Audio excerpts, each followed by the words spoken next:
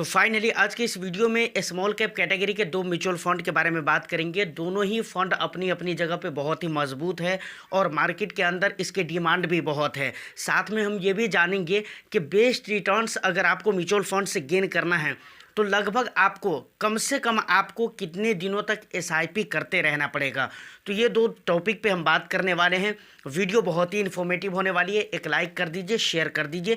Channel को अगर अभी तक सब्सक्राइब नहीं किया है तो चैनल को भी सब्सक्राइब ज़रूर कर लें, क्योंकि इस तरह के इंटरेस्टिंग कंटेंट मैं आपके लिए लेकर आता रहता हूँ। आपका भी कोई सवाल हो तो आप मुझे कमेंट सेक्शन में या नहीं तो इंस्टा का लिंक आपको हर वीडियो के डिस्क्रिप्शन में मिल जाएगा, वहाँ पर भी आप मुझे मैसेज कर सकते हैं। चलिए डायरेक्ट हम अपने मुद्दे पर आते हैं। देखिए यहाँ पर बहुत ज़्यादा आपका टाइम खराब ना हो इसलिए मैंने ये सारा डिटेल से लिख लिया है। सबसे पहले मैं फ़ंड का नाम बता देता हूँ। सबसे पहला जो फ़ंड है ये है कैनरा रोबेको स्मॉल कैप, ये फंड है। और दूसरा वाला जो है ये है टाटा स्मॉल कैप। ये दोनों फंड है। सबसे पहले अगर रेटिंग की बात करें तो कैनरा रोबेको की अगर रेटिंग देखेंगे तो यहाँ पर आपको देखने को मिल जाएगा 3 स्टार की रेटिंग है। लेकिन वहीं पर अगर टाटा स्मॉल कैप की रेटिंग देखेंगे तो 5 स्टार की रेटिंग आपको देखने को मिलेगा। फंड एज की अगर सबसे पहले अगर बात करें उसके बाद तो 5 ईयर्स 2 मंथ हो चुके हैं। 5 ईयर्स 5 साल 2 महीने हो चुके हैं किसके? कैनरा रोबेको के। उसके बाद टाटा के अगर देखें तो 5 साल 6 महीने हो चुके हैं। फंड साइज़ की अगर बात की जाए तो कैनरा रोबेको के फंड साइज़ ज़्यादा देखने को मिल रहे हैं, बड़ा देखने को मिल रहे हैं। यहाँ पर 9,403 करोड़ का फंड साइज़ मिल जाता है, जबकि इसके कंपैरिजन में अगर टाटा को देखने की कोशिश करें तो आपको पता चलेगा कि 6,236 करोड़ का AUM देखने को मिल जाता है। उसके बाद देखिए किसी भी फंड के लिए एक चीज़ बहुत ही मेन होता है कि भाई वो किस सेक्टर पे फोकस कर रहा है, कौन सा सेक्टर है जिसमें वो अपने पैसे को निवेश कर रहा है, ज़्यादातर पैसे को कहाँ कहाँ निवेश कर रहा है। तो यहाँ पर हमने टॉप 3 सेक्टर्स भी लिए हैं। सेक्टर्स आपको सेम ही मिलेंगे, कोई फ़र्क नहीं है। टॉप 3 सेक्टर्स में कोई फ़र्क नहीं है। तो सबसे पहले कैनरा रोबेको स्मॉल कैप के पहला टॉप सेक्टर देखें तो फिनेंशियल है, जहाँ पर 17.58% पैसे निवेश किए जा रहे हैं। टाटा स्मॉल कैप के अगर पहला टॉप सेक्टर देखें तो सर्विसेज है, जहां पर 15.83% पैसे निवेश किए जा रहे हैं। कैनरा रोबेको स्मॉल कैप के दूसरा जो टॉप सेक्टर है वो है कैपिटल गुड्स, जहां पर 15.64% पैसे निवेश किए जा रहे हैं। टाटा स्मॉल कैप के दूसरे नंबर के जो टॉप सेक्टर हैं वो है फिनेंशियल, जहां पर 14.12% पैसे निवेश किए जा रहे हैं। कैनरा रोबेको स्मॉल कैप के तीसरे टॉप सेक्टर की अगर बात की जाए तो सर्विसेज है, जहां पर 12.34% पैसे निवेश किए जा रहे हैं। वहीं पर टाटा का देखें तो कैपिटल गुड्स है, जहां पर 45% पैसे निवेश किए जा रहे हैं। तो आप अगर मिलाकर देखें तो देखिए यहाँ पर फिनेंशियल है तो यहाँ पर भी फिनेंशियल है, कैपिटल गुड्स यहाँ पर है तो कैपिटल गुड्स यहाँ पर भी है, उसके बाद सर्विसेज यहाँ पर है तो सर्विसेज यहाँ पर भी है। तो टॉप 3 जो सेक्टर्स है उसमें कोई ज़्यादा क्या कुछ भी फ़र्क नहीं है। उसके बाद अगर हम दोनों फंड का रिटर्न्स देखें, रिटर्न्स, क्योंकि रिटर्न्स हम पहले देखते हैं तो रिटर्न्स का भी देखना बहुत ही ज़रूरी है, क्योंकि रिटर्न्स के ज़रिए हमारे को मालूम पड़ता है कि भाई पास्ट में इस फंड ने कैसा रिटर्न्स दिया है। तो अब ये गारंटी तो नहीं होती कि पास्ट में किसी फंड ने अगर बहुत अच्छा रिटर्न्स दिया या बहुत ही ख़राब रिटर्न्स दिया तो सेम उसका फ्यूचर भी रहने वाला है। लेकिन यहाँ पर एक चीज़ पता चल जाता है कि भाई अगर किसी फंड के रिटर्न्स अच्छे हैं तो इसका मतलब है कि उसमें फ़ंड मैनेजर ने अपना 100% देने की कोशिश की है। और दूसरी बात, फंड हाउस की तरफ से पूरी तरह से उस पर ध्यान दिया गया है फंड के ऊपर। दोनों फंड का अगर रिटर्न्स देखें, सबसे पहले अगर कैनरा का देखें तो 1 ईयर में इस फंड ने देखिए सबसे पहले तो देख लीजिए एज 5 ईयर 2 मंथ हुए हैं। इस हिसाब से कैनरा का देखें तो 1 ईयर में 43.79% का रिटर्न्स दिया है, जबकि टाटा ने 47.34% का रिटर्न्स दिया है। उसके बाद कैनरा रोबेको स्मॉल कैप ने ईयर्स में 32% का रिटर्न्स दिया है, जबकि टाटा ने 34.06% का रिटर्न्स दिया है। उसके बाद 5 ईयर्स में देखें तो दोनों ही फंड के रिटर्न्स बिल्कुल सेम नजर आते हैं। पॉइंट वाइज थोड़ा सा फर्क यहाँ पर देखने को मिल जाएगा। जैसे 5 ईयर्स में कैनरा ने 29.14% का रिटर्न्स दिया है, जबकि टाटा का देखा जाए तो 29.03% का रिटर्न्स दिया है। उसके बाद किसी भी फंड का एक्सपेंस रेशियो बहुत ही मेन होता है, क्योंकि इससे हमारे को ये पता चलता है कि भाई किसी भी फंड में जब हम अपने पैसे लगा रहे हैं तो हमारे पैसे को वो मैनेज करेंगे, उसके बदले वो चार्ज कितने लेंगे हमसे, मतलब कितना पैसा हमसे काटने वाले हैं एक्सपेंस के रूप में। तो सबसे पहले अगर कैनरा के एक्सपेंस देखें तो 0.51% है, 0.51% मैं बोल रहा हूँ। उसके बाद टाटा का देखें तो 0.29% है। मुझे लगता है एक्सपेंस के मामले में भी टाटा कम है, यहाँ पर ज़्यादा थोड़ा सा लग रहा है। उसके बाद रेटिंग के मामले में भी टाटा आगे निकल जाता है, यहाँ पर सिर्फ 3 स्टार की रेटिंग है। उसके बाद फंड साइज़ का अगर हम देखें तो यहाँ पर कैनरा रोबेको स्मॉल कैप ज़्यादा आगे निकलता हुआ नज़र आ रहा है। अब उसके बाद टॉप 3 सेक्टर्स के ऊपर हम कोई बात नहीं कर सकते, क्योंकि मैं आपको बता चुका हूँ कि सेम ही सेम है। अब देखिए ये कुछ मेन डिटेल्स थे जो कि मैंने आपको बता दिया है। अब एक चीज़ और भी आती है कि कोई भी फंड चाहे वो किसी भी कैटेगरी का हो, ख़ास तौर से small cap, mid cap category का हो, मल्टी कैप, फ्लैक्सी कैप, इस तरह सारे कैटेगरी के हो, क्योंकि लार्ज कैप की मैं बात नहीं करूँगा, वो क्यों नहीं करूँगा उसके ऊपर भी मैं आ रहा हूँ। तो ये सारे जो कैटेगरी हैं, इस तरह के जो भी कैटेगरी है, तो हम उसमें अक्सर ये देखते हैं कि फ़ंड का परफॉर्म कैसा है।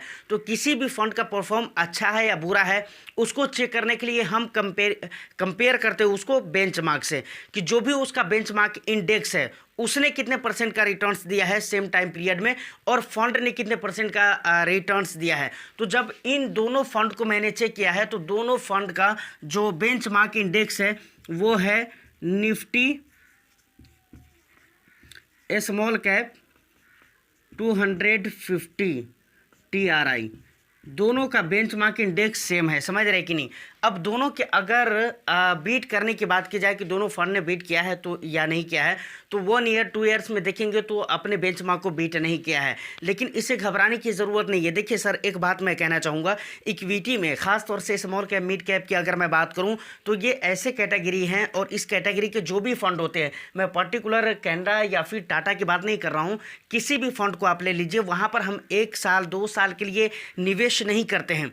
तो 1 साल 2 साल में अपने बेंचमार्क को बीट करे या नहीं करे, इससे हमारे को कोई मतलब नहीं होना चाहिए। हमारे को लॉन्ग टर्म में देखना चाहिए। जब आप 5 ईयर्स में देखेंगे, फाइनली 5 ईयर्स में अगर आप देखने की कोशिश करेंगे तो दोनों ही फंड अपने बेंचमार्क को बीट कर रहे हैं, जो कि एक अच्छी बात है। उसके बाद इसके ओवरऑल रिटर्न्स को अगर देखेंगे तो ओवरऑल टाइम पीरियड में भी इसने अपने बेंचमार्क को बीट किया है, तो ये भी एक अच्छी बात है, क्योंकि हम 1 साल 2 साल के लिए निवेश नहीं कर रहे हैं, हम लॉन्ग टर्म के लिए निवेश कर रहे हैं। तो फाइनली अगर मैं अपनी बात कहूँ कि मुझे कौन सा फंड अगर इन दोनों में से चुनना पड़े तो मैं किस फंड को चुनूंगा, तो मुझे लगता है कि टाटा स्मॉल कैप को मैं चुनूंगा, क्योंकि इसके अच्छे होने के कई सारे मतलब पॉइंट्स हैं, जैसे 5 स्टार है, उसके बाद क्या कहते हैं कि रिटर्न्स हो गए, उसके बाद एक्सपेंस हो गए। जबकि ये फंड, क्या ये फंड बुरा है? तो मैं ये कहूँगा कि ये फ़ंड भी बुरा नहीं है, ये फ़ंड भी अच्छा है, लेकिन फ़िलहाल के जो डिटेल्स है इसकी बुनियाद पर अगर कंपैरिजन किया जाए तो मुझे लगता है कि टाटा स्मॉल कैप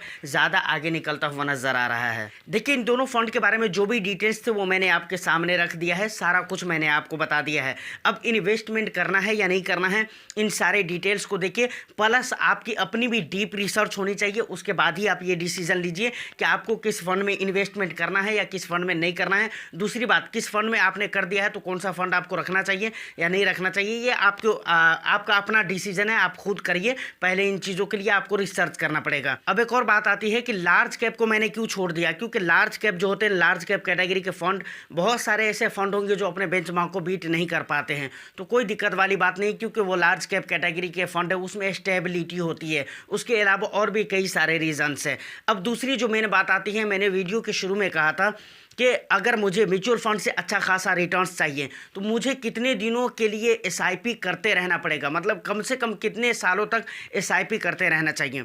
तो देखिए, इसका क्लियर जवाब है। इसका जवाब कई तरीके से लंबा चौड़ा करके हम दे सकते हैं, बट मैं वो नहीं चाहता हूँ। मैं चाहता हूँ कि जो क्लियर है वो क्लियर मैं आपको बता दूँ। देखिए, इक्विटी में कहा जाता है जितने ही लंबे समय के लिए आप रहेंगे, जितने लंबे समय के लिए, रिटर्न्स उतने अच्छे होने के चांसेस रहते हैं। क्या बोल रहा हूँ, जितने लंबे समय के लिए आप रहेंगे उतने अच्छे रिटर्न्स बनने के चांसेस रहते हैं, और बनते भी है। ये परफेक्ट है अपनी जगह पे, इस बात में कोई दो राय नहीं है। अब बात आती है कि कम से कम अगर मेरे पास टाइम हो तो कितना टाइम देना चाहिए। तो मेरे कहने का मतलब है, यहाँ पर आपको कम से कम एक एवरेज रिटर्न्स के लिए आपको 3 ईयर्स तो देना ही चाहिए, कम से कम इतना आपको देना ही चाहिए। अगर इससे कम आप दे रहे हैं तो मुझे नहीं लगता है कि आप मुनाफा कमा पाएंगे या फिर प्रॉफिट में आ जाएंगे। आ सकते हैं, लेकिन कभी कभार ऐसा होता है कि नुकसान भी आपको हो सकता है। क्योंकि 2000 लगभग 2016-17 वगैरह का जब आप रिकॉर्ड देखेंगे, 17 का तो आप फाइनल है, 16 का है या 17 या 19 का है, ऐसा कुछ 17-18 का है ऐसा, तो वो 17 तो फाइनल है। 2017 का अगर आप रिकॉर्ड देखेंगे तो वहाँ पर कई सारे स्मॉल कैप ने पूरे साल में नेगेटिव रिटर्न्स दिया था। तो इससे क्या पता चलता है? इससे तो यही पता चलता है कि भाई स्मॉल कैप कैटेगरी के जो फंड होते हैं, मिड कैप जो होते हैं, वो कभी कभी 6-6 महीने, 3-3 महीने, साल भर तक के नेगेटिव रिटर्न्स दे सकते हैं, ऐसा पॉसिबल है।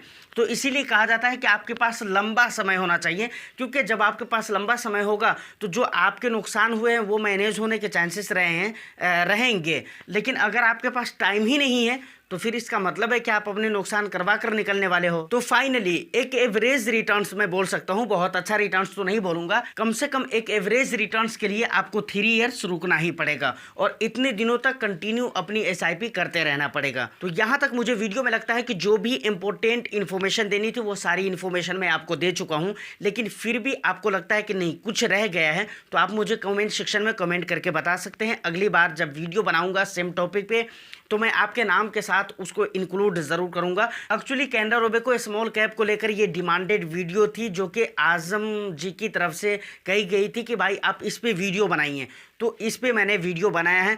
प्लस टाटा को लेकर, टाटा और कैनरा को लेकर एक और भी मेरे पास सवाल आए थे कि दोनों के कंपैरिजन वीडियो होने चाहिए, तो मैं सोचा कि कंपैरिजन ही वीडियो बना देता हूं, दोनों की डिटेल्स आपको पता चल जाएंगे। तो उम्मीद करता हूं कि इन्फॉर्मेशन आपको अच्छी लगी हो, तो एक लाइक करके शेयर कर दीजिए। चैनल को सब्सक्राइब नहीं किया है तो चैनल को भी ज़रूर सब्सक्राइब कर ले। आपका भी कुछ सवाल हो तो कमेंट सेक्शन में या नहीं तो इंस्टा पे मैसेज कर सकते हैं। जब तक के लिए all the best, thank you for watching.